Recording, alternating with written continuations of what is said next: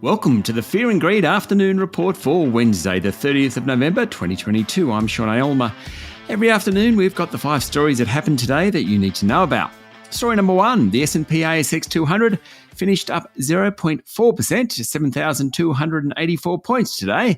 That's another closing high since late June. It was a good day for the miners. BHP and Rio Tinto were among the best of the large caps, while industrial property company Goodman Group also outperformed. The big banks were all lower, as was Telstra and Woolworths.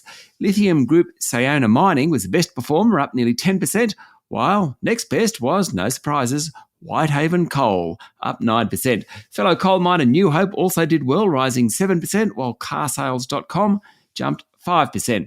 On the other side of the ledger, Collins Foods continued its poor run of yesterday after warning of a profit squeeze from higher prices. Its share price fell 4.5% today. In corporate news, Rio Tinto said it's planning to invest another $600 million in renewable energy assets in the Pilbara. The money will fund the construction of 2 100-megawatt solar power facilities and a 200-megawatt-hour on-grid battery. National Australia Bank said it had failed to win staff support for its offer to increase wages by between 3% and 5% after it put the deal directly to employees, bypassing the finance sector union.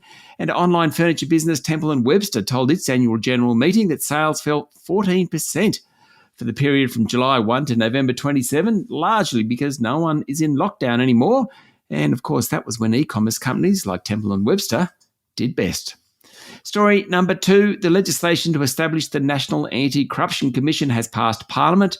Prime Minister Anthony Albanese and Attorney General Mark Dreyfus said the NACC will commence in mid-2023.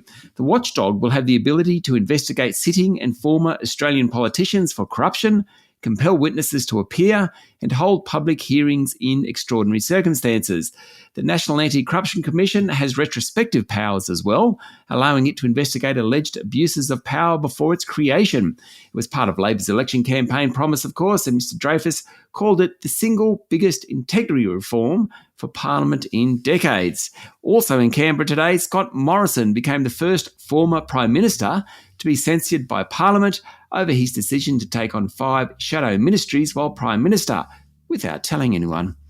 Story number 3, plenty of economic news out today. The monthly CPI series showed that inflation for the 12 months to the end of October fell back to 6.9%, lower than expected.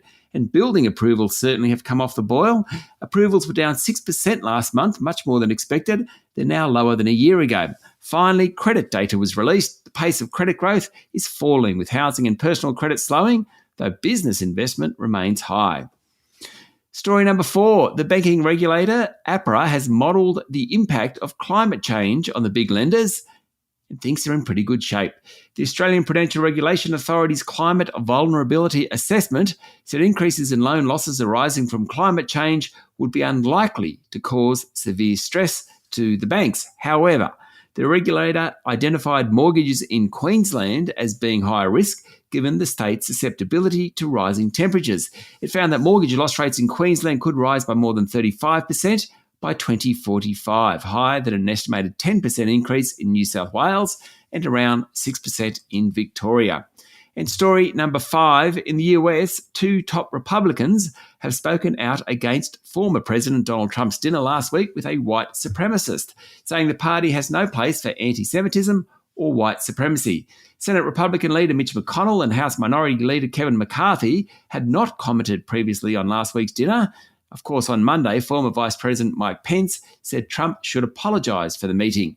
For his part, the former president said the supremacist eating at Mar-a-Lago was inadvertent. The senior Republicans look like putting up a bit more of a fight against Donald Trump this time around as he bids for the presidency in 2024.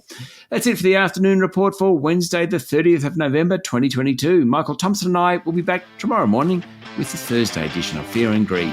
I'm Sean Aylmer. Enjoy your evening.